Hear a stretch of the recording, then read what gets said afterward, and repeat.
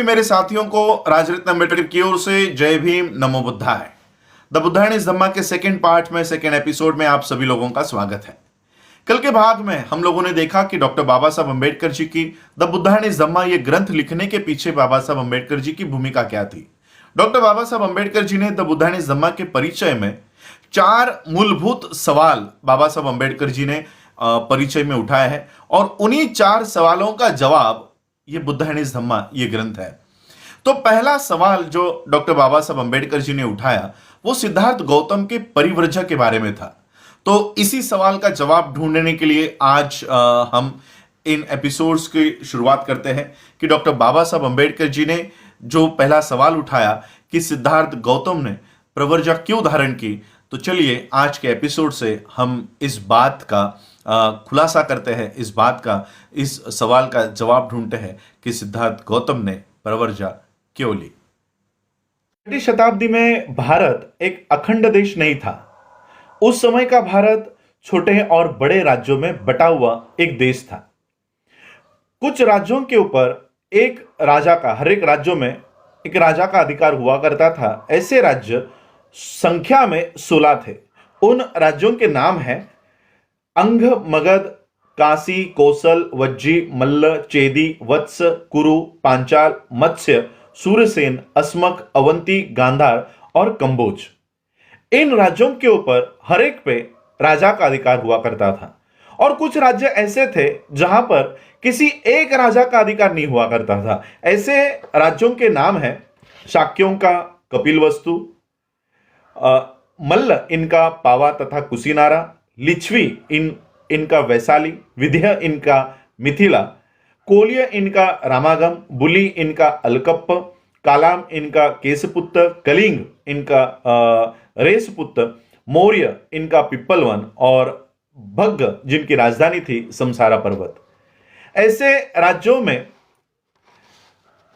किसी एक राजा का अधिकार नहीं हुआ करता था। जहां पर किसी एक राजा का अधिकार हुआ करता था, जो नाम मैंने पढ़ के बताया, उन राज्यों को जिस पर एक राजा का अधिकार हुआ करता था उनको जनपद कहा जाता था।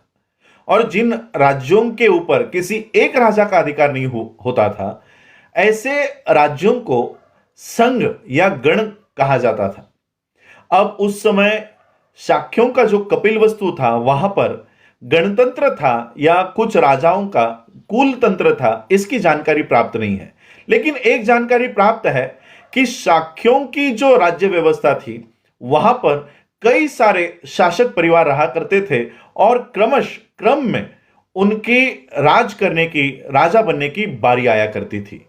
जो शासक परिवार का जो मुखिया हुआ करता था उसको राजा कहा जाता था। जब सिद्धार्थ का जन्म हुआ उस समय राजा बनने की बारी शुद्धोधन की थी। शाक्य राज्य ये भारत के उत्तर पूर्वी कोने में स्थित था।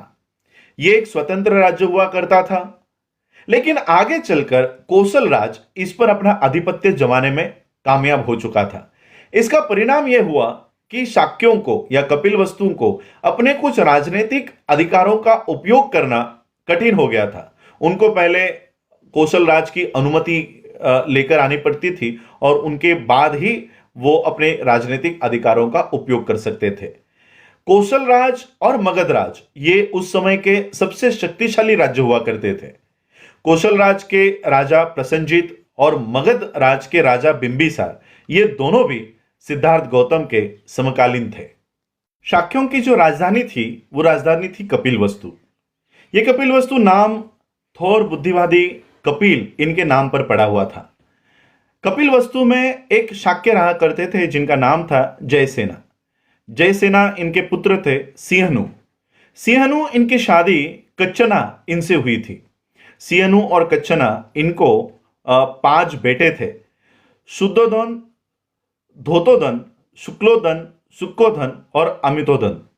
इन 5 बच्चों के अलावा उनकी और 2 पुत्रियां भी थी, अमिता और पमिता। शुद्धोधन इनकी शादी महामाया से हुई थी।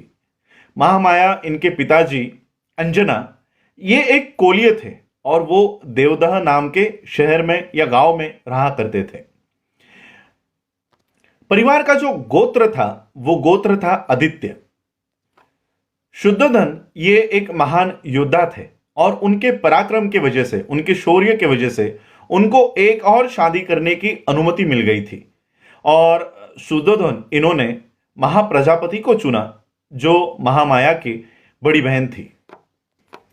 शुद्धोधन काफी धनी आदमी थे और काफी नौकर चाकर उनके पास थे। उनके पास बड़े बड़े खेत थे और वो खेत जोतने के लिए एट ए टाइम, एक ही समय पर 1000 हल वो अपने खेतों में चलवाया करते थे।